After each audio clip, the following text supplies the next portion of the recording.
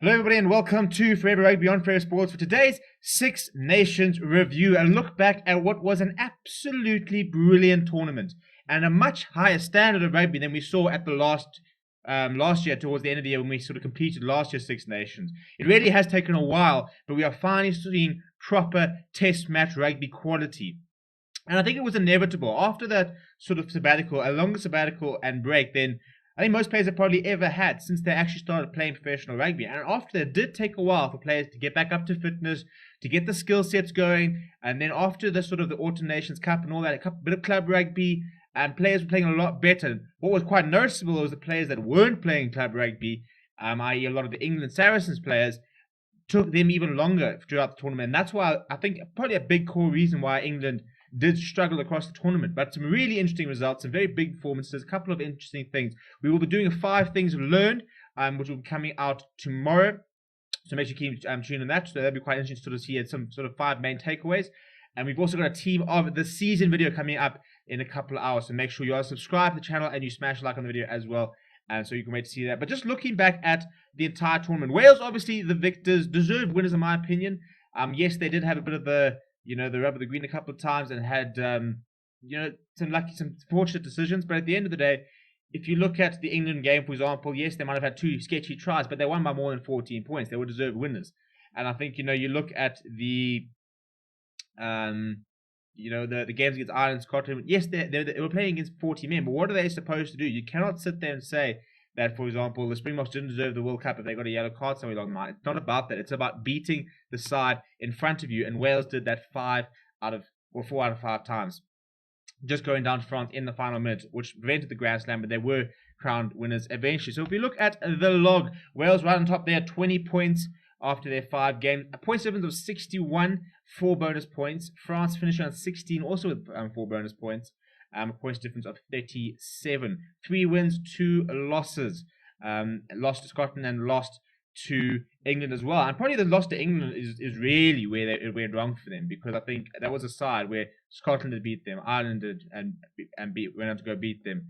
Wales beat them. They looked a very beatable side, to be honest. It was only against Italy where they didn't have any issues, and then they went on to go beat France. And that was definitely England's best performance. It was a sort of a bit of a teaser of the England we're kind of used to and the England you kind of expect to see under Eddie Jones. But apart from that, I think that's probably where France really lost the Six Nations, was that loss there.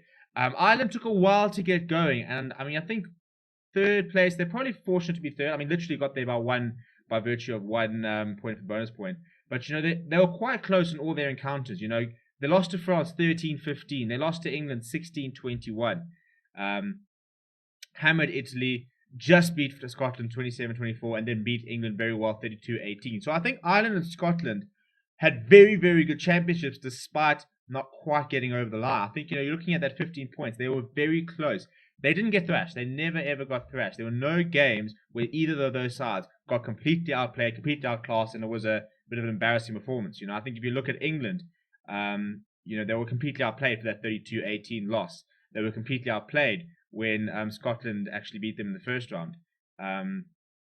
It was a very close game. I think Scotland did outplay them, and then there were obviously there was then the 40-24 loss to Wales. So when England lost, they deserved to lose, and didn't and were definitely not the best side in any of those occasions. Whereas I think when Ireland and Scotland lost, it was so close to them being able to turn it around. It was quite a narrow game. So I think third and fourth is, I think it doesn't do their campaigns justice. I thought Ireland and Scotland were quite close to being very good. And I think probably the side which, for me, I was probably impressed with the most, just in terms of the progression, was Scotland. 15 points. They finished fourth on points difference. If they had scored 2 more points, they would have finished in third. And if they had prevented France from getting a bonus point, they would have finished second. And I think second would have been very fair, because you look at the tournament, after a very important victory against England, 11-6 it was, a very close game. They then lost to Wales by 1 point, despite being down to 14 men. And a week later, beat France. And then lost to Ireland by 3 points, literally by 3 points. It's that was it. And then obviously beating Italy as well. Italy, we don't really count the Italy game, but to have beaten France, to have lost by Ireland by just 3 points, to have beaten England, to have just lost to Wales by 1 point, it really was a very good Scottish campaign. And that's why I think at the beginning of the season, we kept there saying, this Scottish side can produce something special. They've got lots of key individuals who stood up at key moments. Duhan van der Merwe, Hamish Watson, Stuart Hogg, Finn Russell. There were some very big performances from the Scottish side. And I think that it is a much better Scottish side. And it's a Scottish side which are going to be pushing for a big sort of British and Irish Lions call-up because they cannot be ignored. I mean, you look at that log and they're finishing 5 points ahead of England. England with a 54 point, 55 point points difference on them. It was chalk and cheese between them, and they were much closer. I mean, literally, if Scotland had scored 2 more points against Wales and maybe not conceded that penalty against Ireland, they could have very much won the championship. It was that sort of close, and that's what made the entire championship enjoyable. It was a really, really tightly contested affair. England were poor. They were poor. The 2 games they won is Italy and a very good performance against France. Credit to them. But after that, in all those games where they lost, they were deserved losers, to be honest. 5 points, 2 wins, 3 losses, and a point difference of -9, and 2 points, 2 bonus points, 10 points on the log. Very, very disappointing. And I think a lot of it came down to the Saracens players. Mario Itoje is supposed to be one of the best players in the world. I thought he was pretty poor. I mean, he had some very good games, but discipline was a creeping an issue, and Owen Farrell definitely wasn't playing his best. It was an England side that just looked, half-baked. And it was a case of that because a lot of their players weren't playing enough club rugby. So it's very difficult for Warren Gatland. When he names a squad on the 6th of May, it's going to be quite difficult for him because he's got the form of England last year where they won in the Six Nations, and then suddenly this year where they've been so poor, and if you're picking on form, suddenly Scotland's playing some really good rugby. Suddenly you've got a couple of Irish players putting their hands up. He's got a really, really hard job ahead of him. And then finally, Italy, another disappointing campaign, but I think one which was probably expected. And the only thing you could try to justify, it was such a young Italian side. Franco Smith is trying, and you can just see in that last game, he's so disappointed because you can see he's just trying to do something. He's trying to create a legacy. He's trying to set up a side which can try and be more competitive. He's backed a really young side. He went throughout the entire championship with a number 9 and a number 10 with a combined age of 39. 19 years old, 20 years old, and that was your number 9 and 10 for the entire tournament.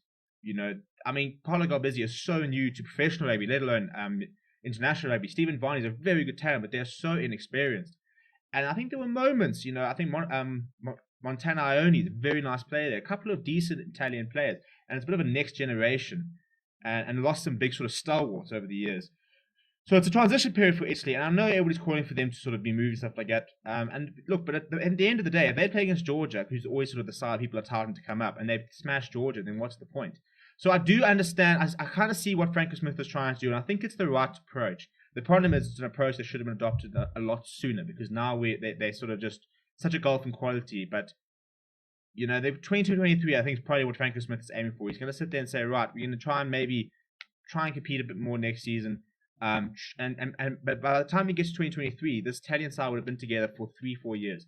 And they, once you've got some people like Varney and Galbizzi and Ione who've got now 3-4 years of test rugby under their belt and still in their sort of early 20s, suddenly, you've got a platform to really build on. If you keep bringing in players like that, and so they start reaching their peaks, and by the time they're in their peak, they played 7 or 8 years of international rugby at 27 years old. That's how you start competing, because it takes a long time to sort of adapt and to really get to grips with this standard rugby, because it's a lot higher than what they're used to. So it is a long-term project. It's not working at the moment, but it has potential to try and work in the future, and that's what Franco Smith is trying to do. So a very interesting Six Nations. I really, really enjoyed it. It's the first one in a while where I've actually managed to sit down and watch every single game, be monitoring and watching some really exciting players coming through. If you look at the players of the season, all of them do find their way into our team of the season. Spoiler alert, it is Louis Rees-Zammit, and what a find he was to the tournament. Robbie Henshaw really took his opportunity. He was brilliant. Hamish Watson, relentless on defense. Anton DuPont, a creative genius. Talapa Falatau, a workhorse of physicality. And Tad Byrne, who just, goes from strength to strength, really.